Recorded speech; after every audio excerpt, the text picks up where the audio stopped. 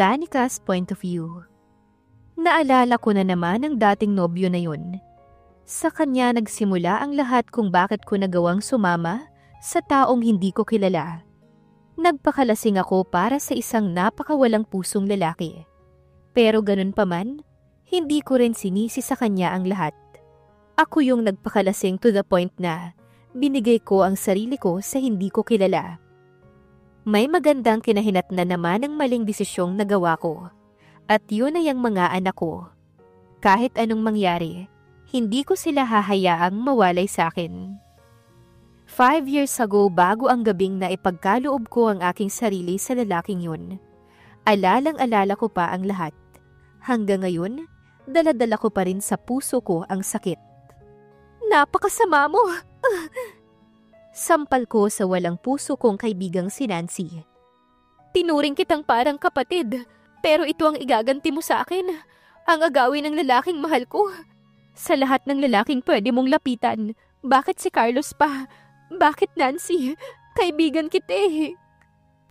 Napapahikbi siya sa sama ng loob. Love, let me explain.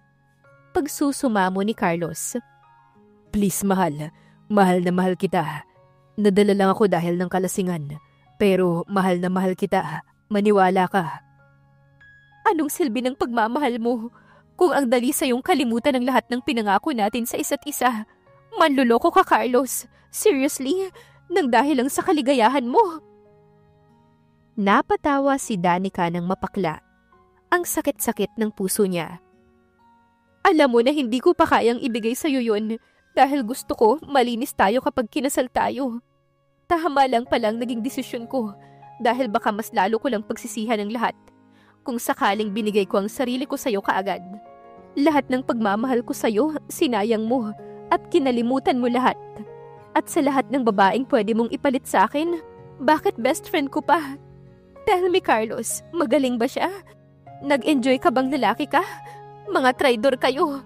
At ito ang tatandaan nyo. Hindi ko kayo mapapatawad sa ginawa niyo sa akin panluloko. Let's cancel the wedding. We're over. Pinagpalit mo ang 2 taong relasyon natin dahil sa kanya. Dahil maganda siya? Ano, ganyan pala yung gusto mo? Palaban? Bibigay agad? Kung yun lang pala ang basihan ng pagmamahal mo, sorry, pero hindi kita kailangan. At ikaw namang ahas kong kaibigan. Magsaya ka na dahil binibigay ko na ang boyfriend ko sa'yo. At mula ngayon, huwag na kayong magpapakita sa akin. Naiiyak na saad ni Danica bago tinalikuran ng mga taong pinahalagahan niya ng sobra. Narito siya ngayon sa resto bar. Pagkatapos niyang maaktuhan ng boyfriend at best friend niya na magkasama sa kwarto. Pagkatapos ng confrontation, nakipag-break siya sa nobyo at kinansel na rin ang wedding na pinagplanuhan nila. Waiter! Tawag niya sa papalapit na waiter. Alak pa! Gusto ko yung pinakamatapang para makalimutan ko lang saglit ang nararamdaman ko ngayon. Hindi ko akalain na yung sorpresa ko para sa boyfriend ko dahil mansari namin. Pero ako palang masosorpresa. Ilang sandali pa'y nalasing agad si Danica dahil hindi naman siya sanay uminom. Kayong dalawa, magsama kayo. Hindi niya mapigilang mapahikbi dala ng kalasingan niya. Bigla na lang siyang humagulhol ng iyak. Mga manluloko kayo. Makakaganti rin ako sa inyo. Pero hindi pala ganoon kadali ang gumanti. Dahil hindi pa man siya nakakapag-umpisang gumanti, ay nag-backfire na sa kanya ang lahat. Dahil sa kalasingan, nagising na lang ang dalaga isang umaga na nasa estrangherong silid, may katabing lalaki sa kama. And she knows something happened to them that time dahil sa matinding sakit ng kanyang katawan at sa mantsa ng patunay na nasa kama. Marcus' point of view. Mga babae nga naman kapag broken-hearted, naglalasing. Napapailing siya habang tinitignan ng babaeng lasing na malapit sa inuupuan niya. Henry, tawag niya sa waiter na nag-asikaso sa babae. Lagyan mo ng konting pampatulog yung alak na iniinom ng babae. Ayaw ko na may magwawala na ulit sa resto bar ko. After that dating gawi, pakiakyat sa kwarto ko. Yes, boss. Kapag nakatulog ha, Total, malabo nang makauwi yan. Pakiakyat na lang sa inuukop ako na kwarto. Huwag mong gawa ng masama yan Kilala kita, naiintindihan mo? Yes, boss. Sabay saludo pa nito sa kanya. Ako pa ba, boss? Gentleman to. Kayo na ang bahala dito. Kapag nagka-problema, tawagan niyo ko agad. Nasa penthouse lang ako nagpapahinga. Sige, boss. Pero ilang sandali lang yata siya sa penthouse nang may naalala siyang gamit na naiwan sa resto bar. Sa kwartong pinagpahingahan na ng lasing na babae kanina. Babalikan muna niya at importanteng documents niya iyon. Aakyatin ko muna yung babae at baka nagkalat na yun dun. Paalam niya sa tauhang nagdala sa babae sa room niya. Naku boss, wag na at delikado. Napapakamot pa ito sa ulo. At bakit delikado, Henry? Anong ginawa mo this time? Kilala kitang malupit sa babae, binabalaan kita. Basta boss, pero parang nabigyan ko yata siya ng pampainit Mukhang nasobrahan ko yata at nailagay ko sa inumin niya. Siguraduhin mo na hindi siya makakalabas ng kwartong yun dahil kapag tayo na demanda, tatanggalin kita sa trabaho. Naku boss, wag naman. Alam mo namang marami akong babaeng binubuhay. Sorry talaga boss, hindi ko naman sinasadyang malagyan ng marami. Medyo lasing din ako habang nilalagay yun. Napapalatak si Marcus sa kapalpakan ng tauhan. Dali-dali siyang umakyat sa taas para sana silipin yung babae. Pero ibang nasilip niya pagdating doon. I hate that woman. He hissed while looking at her lying on the bed. Bigla siyang pinagpawisan. Walang suot ang babae. Tingin niya'y umepekto na ang gamot na nilagay ni Henry sa inumin nito. Habang nakahiga, nanginginig ito na tila may lagnat. Pumasok siya sa loob para sana tulungan ito.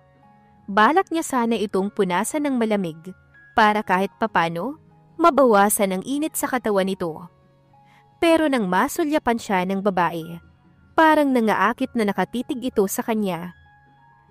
Please, mister, naiinitan ako. Help me here. Hindi ko na kaya. Pagmamakaawa nito. Miss, let me help you to bring into the bathroom. Kailangan mong malamigan. Ramdam niyang tensyon sa katawan nito. Pati siya'y tila umiinit na rin ang katawan dahil sa itsura nito. Malalagot ka talaga, Henry. Mapapatalsik talaga kita nang wala sa oras. Aniya sa sarili. Please, mister. Cold shower won't help me. I need you. Giniginawa ko na hindi ko maintindihan. Alam ko kung ano ang kailangan ko, mister. Please, I need you. Just take me, please. Pagmamakaawa pa na saad ng dalaga. Miss, hindi mo alam ang sinasabi mo. Bukas pagising mo, alam ko na pagsisisihan mo to. At ayaw kong samantalahin ka dahil lasing ka. Hindi ko ugaling magsamantala ng babae. Lalo na sa ganitong kondisyon. Pagsisisihan nating pareho to kung hindi mo makontrol ang sarili mo. Halika na, makakatulong ang tubig para sa'yo para maibsan ang init na nararamdaman mo. Bigla namang umiyak ang babae. Pambihira talaga. Ito pa naman ang kahinaan niya kapag iniiyakan na siya. Pangit ba ako? Kaya ba ang bilis mo kong palitan, Carlos? Naku, naloko na. Hindi yata't broken-hearted pang babaeng to. Naiiling na saad ni Marcos sa sarili. Bakit? Sa lahat ng pwede mong ipalit sa akin, sa matali ko pang kaibigan, sana sinabi mo na lang ng mas maaga. Tatanggapin ko naman Pero yung mahuli ko pa kayo sa mismong Montsari natin, sana tinapos mo na lang ako. Umiiyak na saad ng babae na tila nagdidiliryo. Miss, hindi ako ang boyfriend mo. Nandito ka sa resto bar ko. Gusto mo bang ihatid na kita sa inyo? Pero not this time. Kailangan mo nang mawala ang kalasingan mo at ang gamot na nainom mo. Paliwanag pa ni Marcos. Please, mister. Nakikiusap ako. Just take me. I don't care. Wala na rin naman yung taong pag-aalayan ko sana ng iniingatan ko. Kaya don't worry. Hindi ko to pagsisisihan bukas. Just take me. Please make me forget. Gusto kong kalimutan lahat. Just this time, gusto kong makalimutan lahat ng problema ko. What's your name, mister? Mapupunga yung mga mata ng babae na tanong sa kanya. Kainis, lalaki lang ako. Palay nang lumalapit, tatanggihan ko pa ba? Call me Marcos, babe. Marcos Sebastian. How about you? What's your name? May kasamang lambing na tanong niya sa dalaga, habang hinahaplos ng mga kamay niya ang pisngi nito. Kahit mukha itong lasing, nagawa pa rin itong sumagot sa kanya. Call me Danica. Danica Bautista. Malambing naman na saad ng dalaga. Nakapikit ang mga mata ni Danica habang mahigpit ang kapit nito sa mga braso niya. Hindi niya malaman pero nadala siya sa angking ganda ng dalaga. Namagneto siya sa mga mata nito na para bang sa oras na yun ay kailangan siya nito at hindi niya rin maintindihan ang sarili. Na hindi naman siya yung tipo ng lalaki na basta na lamang napapalapit sa babae. Pero dahil kay Danica, ay bigla na lamang nakuha ang puso niya. Hinalikan niya agad sa labi, na agad namang tinugon ng dalaga. At ilang sandali pa, ay malaya nilang dinama ang isa't isa. Masakit na masakit ang buong katawan ni Danica nang magising kinabukasan. Tulog na tulog pa rin ang lalaking pinagbigyan niya ng sarili. Kahit gaano pa siya kalasing kagabi, naaalala pa rin niya ang mga nangyari. Nagmamadali niyang pinulot ang mga nagkalat na mga damit sa sahig. Ngayon na wala ng bisa ang alak ay nahimasmasa na siya. Hindi siya makapaniwalang nagawa niyang ipagkaloob ang kanyang sarili sa isang estranghero. Tulog na tulog pa ang lalaki nang tuluyan niyang iniwan ang silid na yun. Parang isang masamang panaginip lamang ang lahat. Pagkaraan ng ilang linggo, nalaman na lang niyang buntis na siya. Kaya naman napilitan siyang umalis papuntang Cebu upang doon muna magtago. Ayaw sana niyang gawin, pero ayaw niyang mapahiya sa kanyang pamilya. Kilalang magagaling na negosyante ang kanyang ama at ina, at ayaw niya itong madamay sa kahihiyan. Dahil lang sa pagkakamaling nagawa niya. Pinanindigan niya ang pagkakamaling nagawa. Namuhay siyang mag-isa sa isang maliit na apartment sa Cebu. Kinaya niyang suportahan mag-isa ang kanyang sarili. Pero nagtitipid siya dahil sa pagbubuntis niya. Mahirap nung umpisa, pero mabilis lang naman siyang nakapag-adjust. Mabait naman ang kanyang mga kapitbahay. Lagi siyang tinutulungan ng mga ito.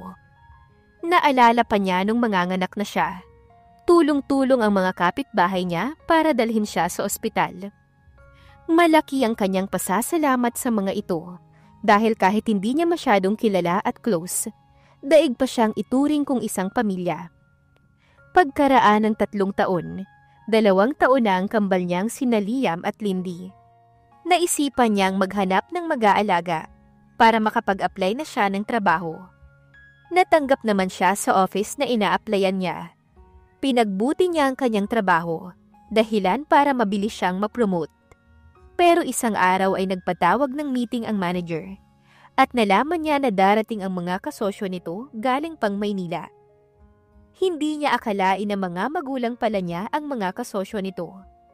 Tandang-tanda niya pa kung paano nagwala ang kanyang mommy nang malaman na doon pala siya nagtatrabaho. Halos mawalan ito ng malay nang malaman ng kaisa-isa nilang anak ay may 2 ng anak at kambal pa. Kitang-kita niya sa mukha ng mga magulang niya kung gaano sila nasaktan at nagdamdam. Pero ang magulang ay magulang pa rin. Pinatawad siya tinanggap ng mga ito. Sinabi niya na hindi niya alam kung nasaan ang tatay ng mga anak niya at hindi na siya pinilit pa ng mga ito. Ayaw niyang ipaalam kung paano nabuo ang kambal. Ayaw niyang dagdagan pa ang sama ng loob na naramdaman ng mga magulang sa kanya. Kaya ngayong parating na ang mga ito, kailangan niyang paghandaan ang muli nilang pagkikita. Nangako siyang babawi siya sa kanyang ama at ina. Mag-6 na taon na ngayon ang kambal, kaya kailangan dahan-dahan niyang paghandaan kung paano ipapaliwanag sa mga ito ang tungkol sa kanilang ama na hindi pa nila nakikilala.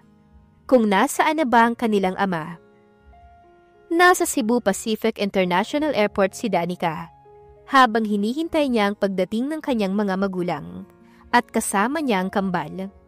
Hindi niya mapigilang kabahan, para bang mayroong hindi magandang mangyayari. Nininerbiyos siya at nilalamig. Nasa na kaya sila? Nandito na dapat sila sa ganitong oras. Kanina pa lumapag ang eroplano na dapat ay sinakyan nila, pero wala pa ring lumabas ng mga magulang ko sa arrival area. Mom! Tawag ni Lindy sa kanya.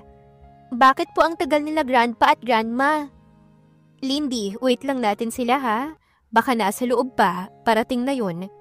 Pero dumating na lang ang maghapon, walang dumating kahit isa sa mga ito. Kinakabahan na talaga si Danica. Kaya nag-long distance na kaagad siya sa Maynila. Hello Manang LV, si Danica po ito. Nandyan pa po ba sila Mom? Pwede po bang pakiusap? Hindi pa kasi sila dumarating dito. Nag-aalala na ako. Naku, Danica anak, buti napatawag ka. Umuwi ka na rito kaagad. May masamang nangyari, kaya hindi sila nakarating dyan. Kinakabahan na saad ng mayordoma nila. Po, ano po ang nangyari sa kanila? Naiiyak na saad ni Danica. Bigla ang kaba na nadarama niya ng sandaling yun. Anak, ang mga magulang mo. Hindi matuloy-tuloy ni Manang LV kung paano ipapaliwanag sa alaga ang nangyari sa mga magulang nito. Kasi anak, ang mga magulang mo, na-aksidente sila iha. Habang pupunta sa airport, nabangga ang sinasakyan nila. Dead on the spot ang mga magulang mo, kasama si Mang Oscar. Please, umuwi ka na. Umiiyak na saad ni Manang LV. Bigla namang nasapo ni Danica ang kanyang bibig. Hindi yan totoo, Manang. Hysterical siya sa narinig sa matanda. Nahihirapan siyang magsalita dahil sa paninikip ng puso niya. Hindi niya mapigilang maibagsak ang telepono. Ang dami-dami pa niyang gustong sabihin sa mga magulang niya.